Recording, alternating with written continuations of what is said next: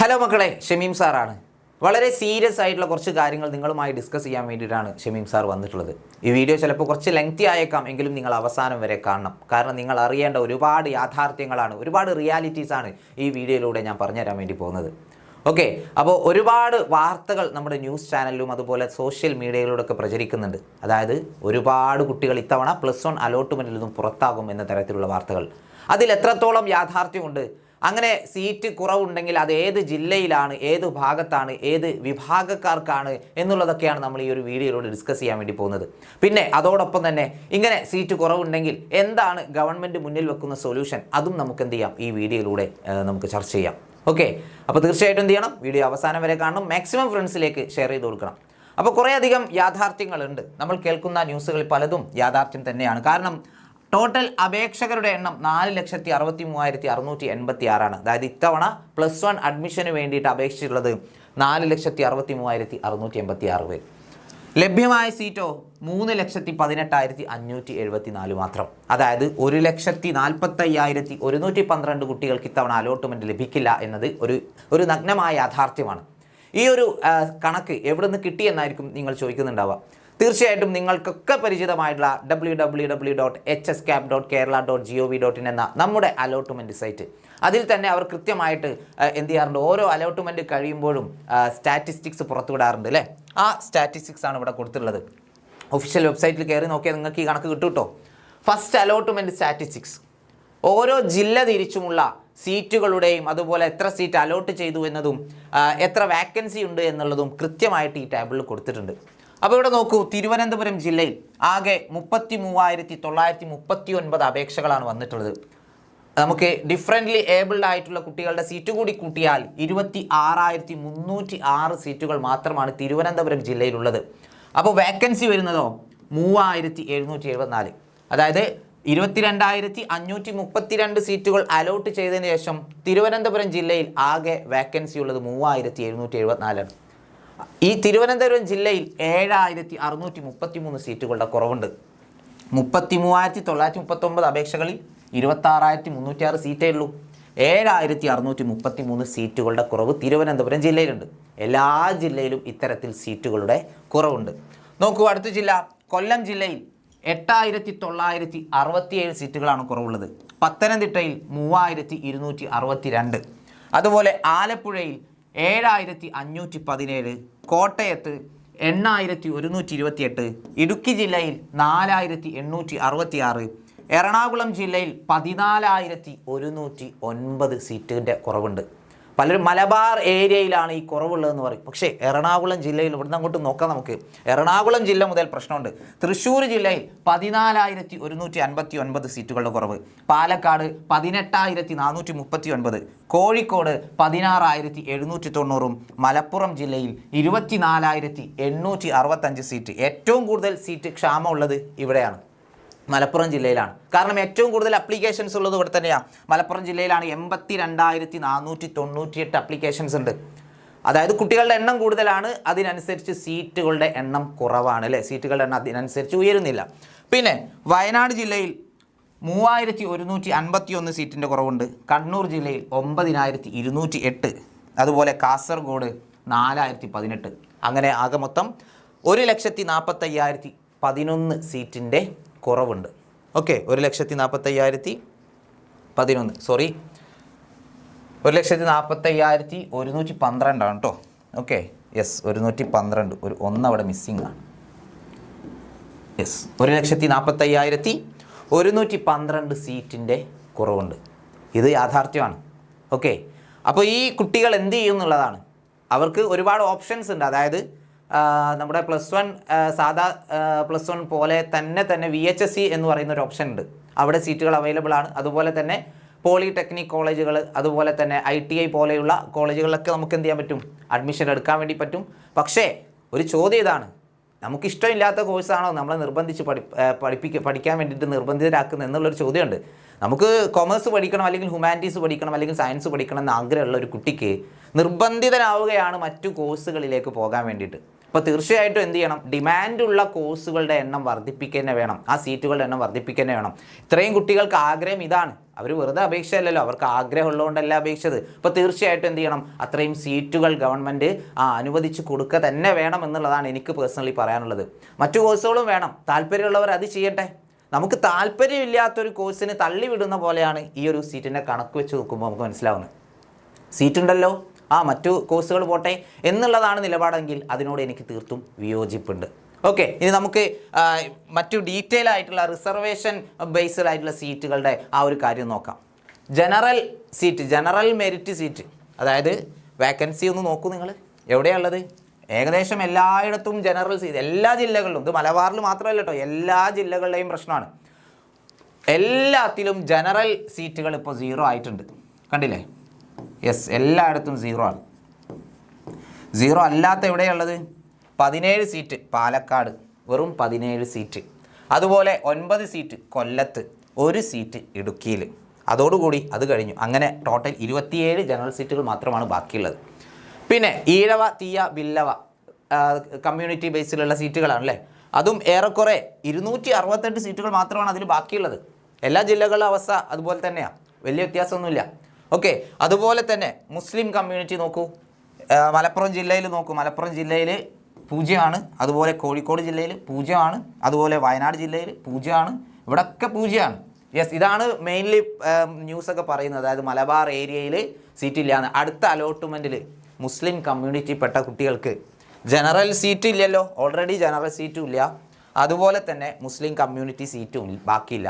ഇപ്പോൾ സെക്കൻഡ് അലോട്ട്മെൻറ്റിൽ അവർക്ക് അഡ്മിഷൻ കിട്ടുമോ എന്നുള്ള കാര്യം നിങ്ങൾ തന്നെ ഒന്ന് ആലോചിച്ച് നോക്കും.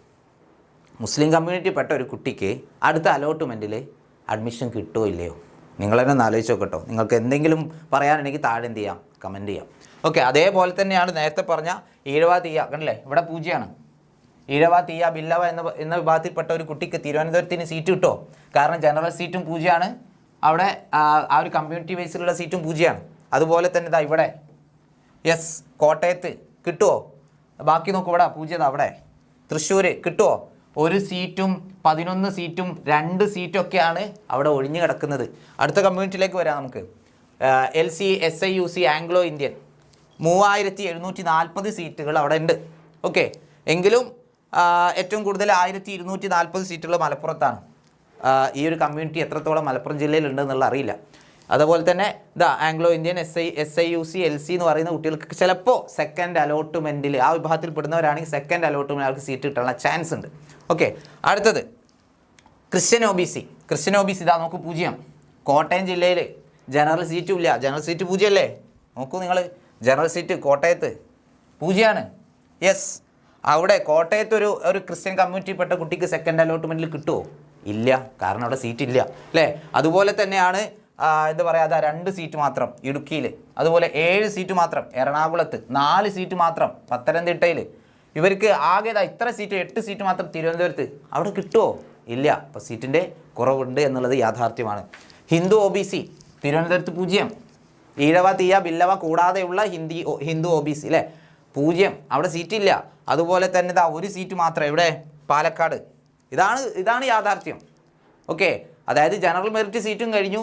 ഇത്തരം കമ്മ്യൂണിറ്റിയിൽപ്പെട്ട മുസ്ലിംസ് മാത്രമല്ല, ഹിന്ദു OBC, ക്രിസ്ത്യൻ OBC, അതുപോലെ തന്നെ ഇഴവ, തീയ, ബില്ലവ, ഇവർക്കൊന്നും ഇനി സെക്കൻഡ് അലോട്ട്മെൻറ്റിൽ കിട്ടുക എന്ന് പറഞ്ഞാൽ വളരെ പ്രയാസമാണ്, കിട്ടാൻ ചാൻസ് വളരെ കുറവാണ്. പക്ഷേ ഒരു സാധ്യത ഉണ്ട്, ഞാൻ പറഞ്ഞുതരാം, അവസാനം പറഞ്ഞുതരാം കേട്ടോ. SC ST സീറ്റുകൾ ഇഷ്ടം പോലെ ബാക്കിയുണ്ട്. 14,098 സീറ്റുകളാണ് വിവിധ ജില്ലകളിലായിട്ട് ഒഴിഞ്ഞു കിടക്കുന്നത്. അതുപോലെ STക്കാർക്ക് 27,094 സീറ്റുകളുണ്ട്. പിന്നെ അതുപോലെ ഡിഫറൻ്റ്ലി ഏബിൾഡ് 3,501 സീറ്റുകൾ വിവിധ ജില്ലകളായിട്ട് ഒഴിഞ്ഞു കിടക്കുന്നു. ബ്ലൈൻഡ് 976 സീറ്റുകൾ ഒഴിഞ്ഞു കിടക്കുന്നുണ്ട്.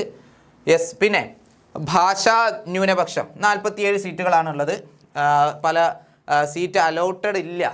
അതൊക്കെ പാലക്കാടും അതുപോലെ തന്നെ ഇടുക്കിയിലും തിരുവനന്തപുരത്തും കാസർഗോഡുമാണ് സീറ്റ് അലോട്ട് ചെയ്തിട്ടുള്ളത്. അവിടെ മാത്രമേ അപേക്ഷകരും വന്നിട്ടുള്ളൂ. ഓക്കെ, അവിടെ വേക്കൻസി ഉണ്ട് താനും, അതായത് 278 സീറ്റുകൾ അവിടെ ഉണ്ട്.